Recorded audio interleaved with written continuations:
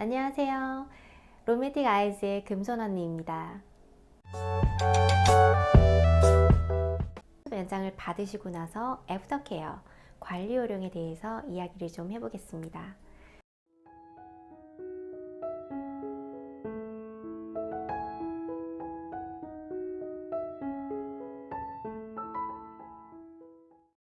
속눈썹 연장을 받으시면 마스카라와 아이라이너는 그리시면 안 되는 거 아시죠?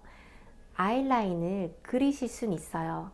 이 라인의 점막을 채워서 그릴 수는 있지만 지울 때 연장한 가무가 다 떨어질 수 있어요. 그리고 일반 면봉으로 지울 경우에 그 실오라기들이 그 부분에 다 붙어서 연장된 가속눈썹에 붙어서 털들이 눈 안을 찌를 수도 있고요. 혹시라도 모르고 만약에 하셨다라고 하면 일반 면봉을 쓰지 마시고, 제가 다른 영상에도 세안하는 방법에 보시면 마이크로 면봉이 있습니다. 인터넷에 네이버 이런 데 치셔도 다 구하실 수 있어요. 사이사이를 세안하거나 이럴 때 쓰시면은 절대 실오라리가 묻지 않아요. 저도 항상 그거를 사용하고 있어요. 그리고 마스카라는 정말 웬만하면 쓰지 않기를 추천드리고요. 속눈썹을 연장하고 나서 제거를 하지 않고 좀 길게 몇 개월 쉬고 싶다, 그런데 몇 가닥 남지 않아서 마스카라를 발라야 된다 라고 하면 물에 지워지는 수용성 마스카라가 있어요. 그런데 그것 또한 발라도 지우기가 상당히 어렵습니다.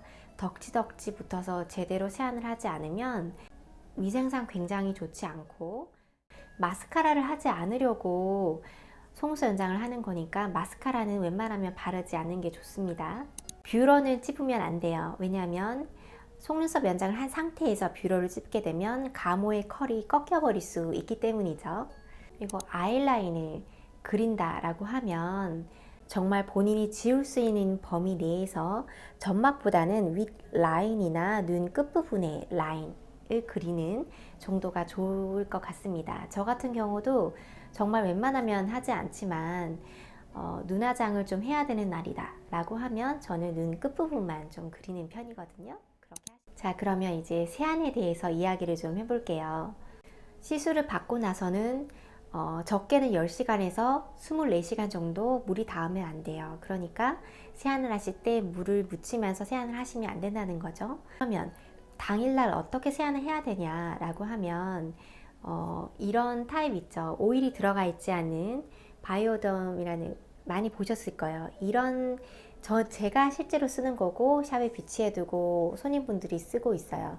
이거를 묻혀서 얼굴 부분만 세안하시고 나서 제대로 된 세안은, 이제 물을 묻히는 세안은 다음날 이제 24시간이 지나고 나서 하시면 되겠죠. 그리고 세안하실 때는 오일이 들어가 있지 않은 세안젤을 사용해 주셔야 됩니다. 왜냐하면 잘 아시죠? 글루가 오일에 약하기 때문이에요. 연장을 했는데 오일이 들어간 세안젤을 많이 쓰시고 화장품을 많이 쓰신다, 그 부분을 많이 오일이 묻게 되면 글루의 유지력이 줄어들 수밖에 없어요. 그러면 빨리 떨어지겠죠? 그러니까 오일이 들어가 있지 않은 화장품을 꼭 사용해 주세요. 그리고 세안을 다 끝낸 다음에는 속눈썹 빗질을 꼭 해주셔야 되세요. 속눈썹을 어떻게 빗질을 해주나요? 예전에 머리 세안을 하고 나면 이렇게 머리 빗질을 해주듯이 속눈썹도 연장을 하고 나면 길어졌기 때문에 본인들끼리 엉킬 수 있어요. 그 엉킨 채로 놔두게 되면 그 부분이 살짝 붙어서 나중에 잘 안 떨어질 수 있기 때문에, 왜냐하면 처음에는 가닥가닥 붙지 않게 연장을 했지만 화장을 하면서 피부 자체에서 나오는 오일이나 화장품 찌꺼기를 제대로 세안을 하지 못해서 살짝 붙어버리는 경우가 있어요. 그러면 당일 빗질을 해주지 않으면 붙어서 같이 두세 가닥씩 떨어질 수가 있습니다. 그래서 그렇게 말씀을 드리는 거고요. 세안을 하시면 살짝 눈썹에 붙어 있는 물기를 제거하시고 나서 빗질을 아래 위로 굴리면서, 밑에서 위로 굴리면서 한 번씩 빗질을 해주시는 게 오래 예쁘게 유지하는 방법입니다. 여러분 찜질방 좋아하세요? 그리고 수영 많이 하시나요? 사우나라던가. 네, 제가 이렇게 말씀드린 거는 이 부분들은 속눈썹 빨리 떨어질 수 있게 할 수 있어요. 글루 자체가 오일에도 약하지만 열에도 약해요. 많이 뜨거운, 습하고 뜨거운 곳에 오래 있게 되면 글루가 접착력이 약해지면서 빨리 떨어질 수 있어서 뜨거운 찜질방 혹은 사우나라든지 핫 요가 그리고 수영 같은 마찰이 많이 되는 그런 곳을 많이 이용하신다면 속눈썹 연장이 빨리 떨어질 수 있습니다. 또 하나의 예로 겨울에 연장할 때보다 여름에 연장했을 때가 더 빨리 떨어지는 이유가 그 부분 때문이에요. 왜냐하면 덥고 습하고 기름이 많이 생기기 때문이죠. 여러분 주무실 때 엎드려서 주무시는 분들 많으시죠? 아니면 한쪽으로 누워서 주무시는 분들도 많으시고요. 저 같은 경우도 오른쪽으로 많이 누워서 자는데 그래서 저는 오른쪽이 많이 휘어지고 빨리 떨어져요. 그거는 제 잠버릇이기 때문에 어쩔 수 없는 건데 간혹 가다가 엎드려서 주무시는 분들이 계신데 그런 분들은 속눈썹이 잘 휘어지고 빨리 떨어질 수밖에 없어요. 그래서 웬만하면 정자세로 주무시고 한쪽으로 많이 기울거나 속눈썹이 눌려서 잘 수 있는 그런 자세는 피하는 게 좋습니다. 몸 건강에도 실제로 그렇게 누워서 자는 거는 좋지 않죠. 그래서 이번 기회에 그렇게 주무신다면 한번 습관도 고쳐보는 게 어떨까 싶네요. 리터치 같은 경우는 저희 샵은 2주로 정해놨는데 샵마다 약간씩 달라요. 2주나 3주로 정해놓은 곳이 많은데 리터치를 정해둔 이유는 조금 더 고르게 잘 예쁘게 유지하기 위해서인데요. 속눈썹이 2, 3주가 지나면 속눈썹이 자랍니다. 조금씩 자라면 들쑥날쑥해 보일 수 있으니까 그렇게 많이 자란 모 그리고 끝이 뜬 가모들은 제거를 하고 다시 들어가는 거를 말하는 거예요.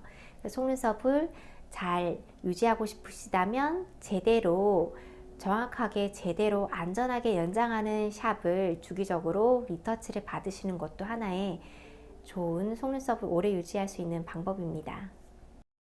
영양제 사용을 권장드립니다.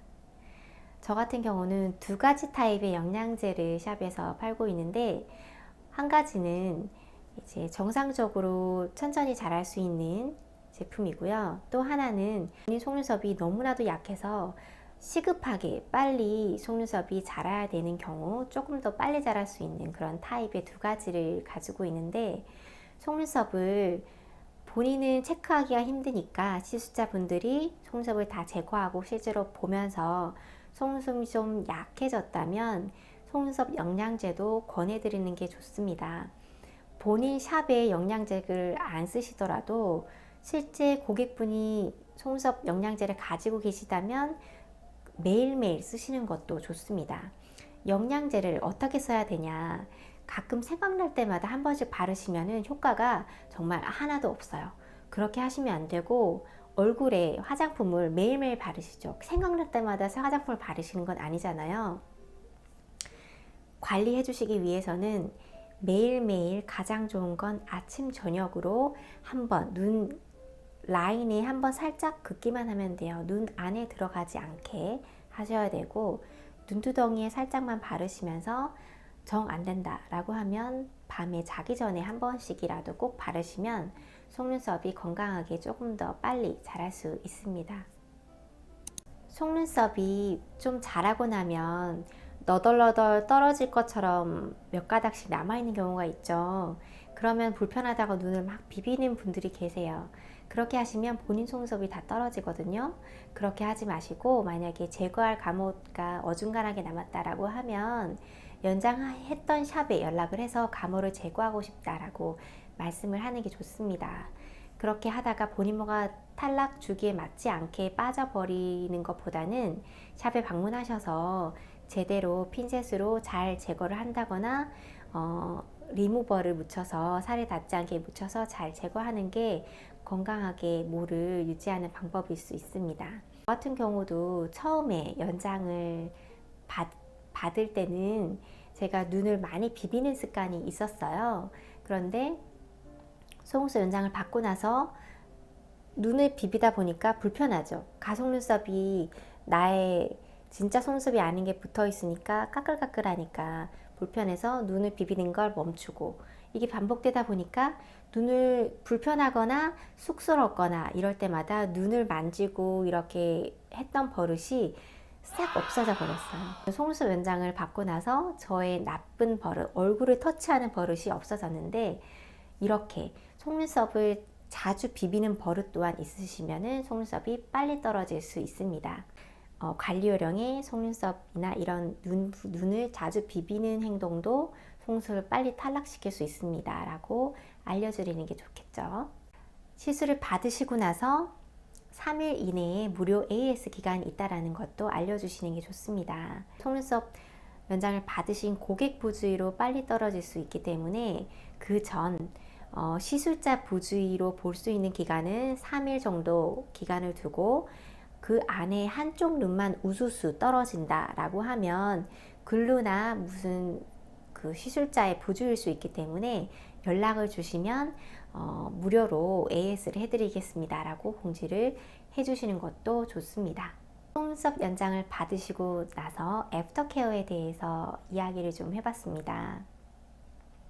제가 말씀드린 이 부분은 잘 메모하셔서 프린트를 직접 하셔서 고객분이 오셨을 때 주셔도 되고요. 아니면 제가 A4의 반 정도 크기를 잘라서 기존에 예전엔 드렸는데, 지금은 이렇게, 이건 제 명암이고요. 컨택할 수 있는 명암 정보가 있고, 뒷부분에 저는 이렇게 애프터케어에 대해서 메모를 해둬서 손님분이 시술이 끝나고 나면 드립니다. 방문하시기 전 비포 케어와 애프터 케어를 한꺼번에 다 문자로 보내드리는데, 이거는 혹시나 모르기 때문에 그 문자가 지워졌거나 실제로 가지고 있으시면은 한 번 더 보시고, 처음 읽으시면은 까먹을 수 있어요. 시술자 분들은 보지 않아도 다 알고 있지만, 처음 초반에 속눈썹 연장을 받으신 분들은 관리 요령을 들어도 잘 잊어버리기 때문에 이렇게 페이퍼로 직접 주시면은 포켓에 넣어서 관리하기도 편하시고 생각날 때마다 보실 수 있어요. 그래서 이렇게 준비하셔서 주는 것도 좋습니다. 애프터 케어, 전 동영상에 올렸던 비포 케어와 이번에 제가 알려드렸던 이 영상 애프터 케어를 잘 기억하셔서 속눈썹 연장을 받으시고 오래 유지하실 수 있었으면 좋겠습니다. 궁금하신 점이 있으시면 언제나 댓글로 남겨주시고요. 오늘 영상도 유익하셨으면 좋아요, 다음 영상도 보고 싶으시면 구독도 꼭 부탁드립니다.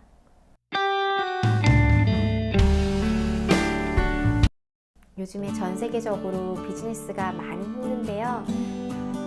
시술하시는 분들 힘내시고요. 조금만 지나면 다시 잘 경기가 돌아갈 거라고 생각합니다.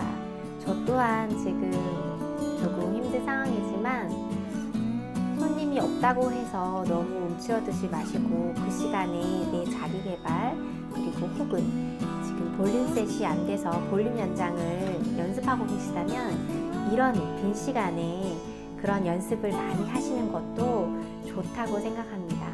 많이 연습을 하셔서 이제 경기가 회복되고 손님이 막 늘어날 때쯤에는 짠! 하고 새로운 시술을 추가해서 고객분들이 트라이해보게 하는 것도 좋겠죠. 여러분 오늘 하루도 행복하시고요. 다음에 또 뵐게요. 감사합니다.